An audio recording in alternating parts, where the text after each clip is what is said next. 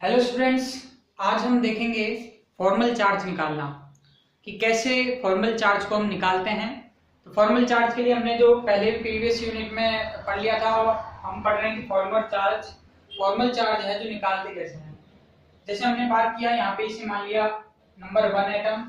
Okay, इसे number 1 atom मैं और चौक लेता हूँ।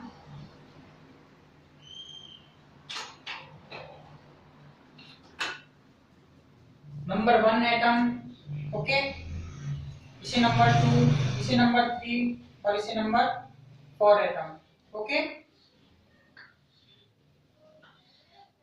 अब बात करें नंबर 1 एटम की। तो नंबर 1 एटम जो ऑक्सीजन है तो उसके ऊपर हमको चार्ज निकालना है।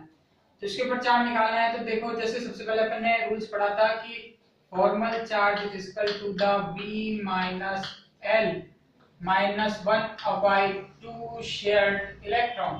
ओके, तो यहाँ पे अपन फॉर्मल चार्ज निकालते हैं इसी फार्मूले से। जो फर्स्ट का निकालते हैं तो फर्स्ट का निकालने के लिए देखिए कि ऑक्सीजन है तो सबसे पहले इसमें वैलेंस इलेक्ट्रॉन है इसके 6। ओके, माइनस बात करें वैलेंस इलेक्ट्रॉन 6, लोन पेयर में कितने इलेक्ट्रॉन है 4, माइनस 1/2 शेयर्ड इलेक्ट्रॉन है इसके 4, इसी एक आधा 2, माइनस का 2 और माइनस का 4, माइनस का 6, माइनस 6 6 0, मींस इस पे कोई चार्ज नहीं है। ओके, मींस इस पे कोई भी चार्ज नहीं है। अब फिर बात करें सेकंड मॉलिक्यूल्स पे। सेकंड मॉलिक्यूल्स पे देखें तो जैसे कि बात करें हमारे यहाँ पे लेते हैं सेकंड मॉलिक्यूल ये है 6 और बात करें लोन पेयर में कितने इलेक्ट्रॉन है तो लोन पेयर में 6 इलेक्ट्रॉन है और माइनस का 1/2 और फिर माइनस का 1/2 और multiply by 6।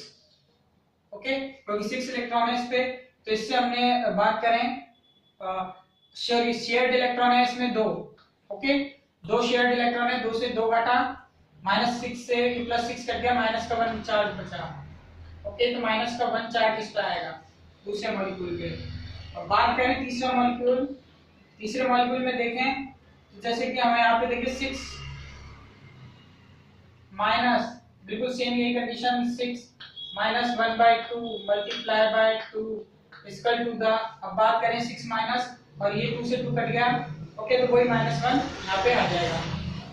Okay, carbon molecule पे बात करें, कार्बन मॉलिक्यूल पे बात करें तो कार्बन मॉलिक्यूल में बात करें तो कार्बन मॉलिक्यूल्स की जो वैलेंस इलेक्ट्रॉन है वो है 4, माइनस बात करें लोन पेयर इसमें है नहीं, लोन पेयर है इसमें 0, माइनस 1/2 और शेयर्ड इलेक्ट्रॉन है इसके कितने 4, 1 2 3 4।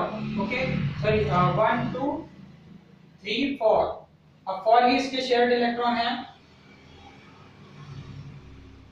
सॉरी 1 2 3 4। कुल मिला के बात करें तो जैसे कार्बन के 4, ओके, और वैलेंस इलेक्ट्रॉन तो हो गए इसके 4, वैलेंसी होती है 4, लोन पेयर इसमें है नहीं, लोन पेयर इसमें 0 है। ठीक है, और फिर माइनस का शेयर्ड इलेक्ट्रॉन बात करें तो 1 2 3 4 5 6 7 8। ओके, तो शेयर्ड इलेक्ट्रॉन, अब इसके ही शेयर्ड इलेक्ट्रॉन माने तो शेयर्ड इलेक्ट्रॉन इसके हो गए कितने 8। ओके, तो 8 शेयर्ड इलेक्ट्रॉन हो गए इसके, तो इसको अपन ने डिवाइड किया तो ये हो गया 4। ओके, 4 और 4 माइनस 4 इसका तो क्या होता है 4 माइनस 4 इसका तो 0। तो कार्बन पे बोले तो कार्बन पे कोई चार्ज नहीं है। ओके, तो इस तरीके से हम फॉर्मल चार्ज को निकालते हैं। अब नेक्स्ट देखते हैं हमारा कॉन्सेप्ट।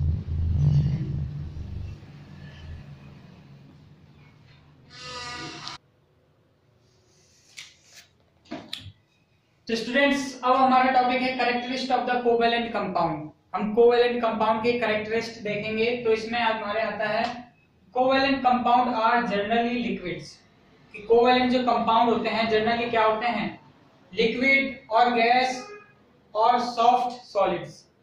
मींस ज्यादातर जैसे लिक्विड, गैस और सॉफ्ट सॉलिड के रूप में मिलते हैं, क्योंकि because they are attached by weak van der Waals forces, क्योंकि वो दे आर अटैच्ड, वो बने होते हैं किससे by weak van der Waals forces, कमजोर वान डेर वाल फोर्सेस के द्वारा वो बने हुए होते हैं। अब इसके बाद बात करें कि some molecules of higher molecular weight, कुछ मॉलिक्यूल्स जिनका हायर मॉलिक्यूलर वेट होता है, कुछ मॉलिक्यूल्स ऐसे जिनका हायर मॉलिक्यूलर वेट होता है आर सॉलिड आल्सो, वो सॉलिड में भी मिल जाते हैं। जैसे कि इसका एक्सेप्शन मिलता है डायमंड। ओके, उसके एक्सेप्शन में आता है डायमंड।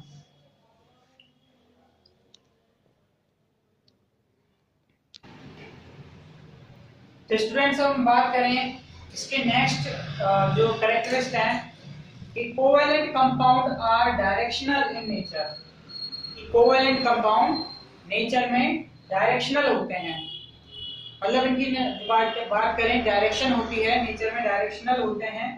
देयरफॉर इसीलिए बात करें कि the molecules have definite shape, इसलिए जो मॉलिक्यूल्स हैं उनकी एक डेफिनेट शेप होती है, उनका एक निश्चित आकार होता है।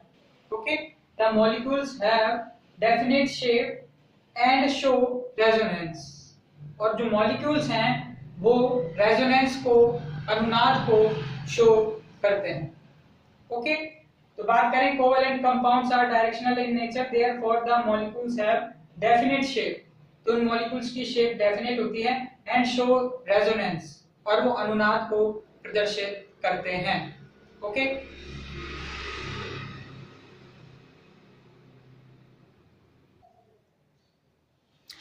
तो स्टूडेंट्स अब हम बात करें इन कंपाउंड्स के बारे में। जो अगला कैरेक्टर है, तीसरा कैरेक्टर है, these compounds are have generally low melting and boiling points, कि ये जो कंपाउंड्स हैं इनका सामान्यतः low melting and boiling point होता है, मतलब इनका कम मेल्टिंग और बॉइलिंग पॉइंट होता है। इसका एक्सेप्शन है एक डायमंड और सिलिका। डायमंड और सिलिका इसके एक्सेप्शन है, क्यों? क्योंकि इनका मेल्टिंग पॉइंट और बॉइलिंग पॉइंट हाई होता है। Okay,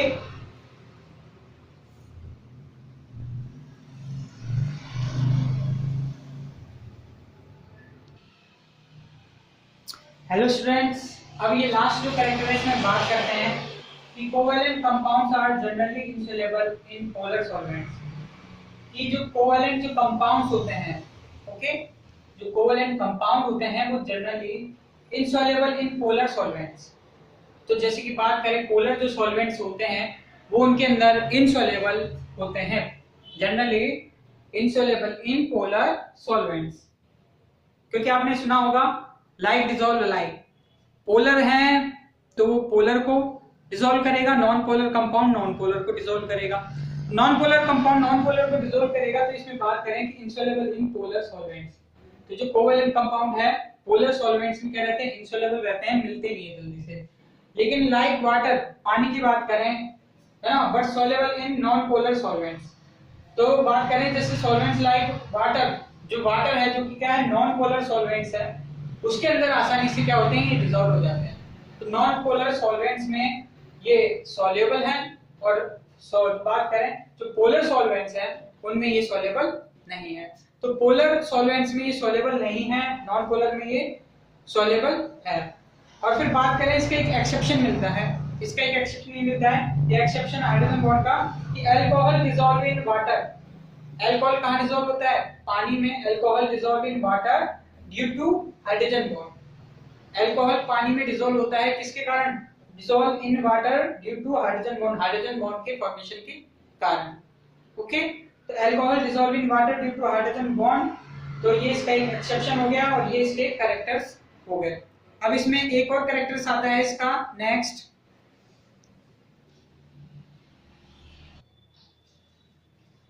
characteristic of the covalent compound में बात करें तो यहाँ पे देखेंगे these compounds are bad conductor, ये जो कंपाउंड्स हैं बैड कंडक्टर ऑफ इलेक्ट्रिसिटी हैं। क्यों?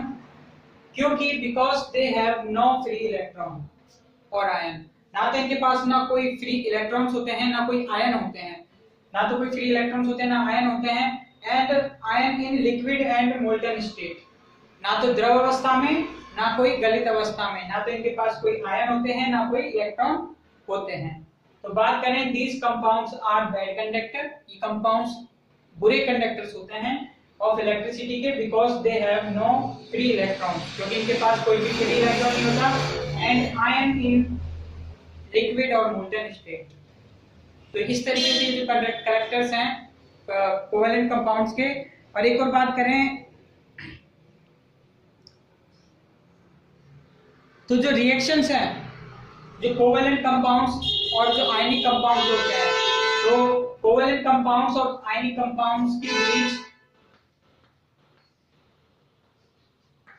जो रिएक्शन है बहुत स्लो होती है, बहुत कम रिएक्शंस होती है। तो एक छठा पॉइंट ये और कि कोवेलेंट कंपाउंड और आयनिक कंपाउंड के बीच रिएक्शंस है जो वेरी स्लो, बहुत धीमी होती है।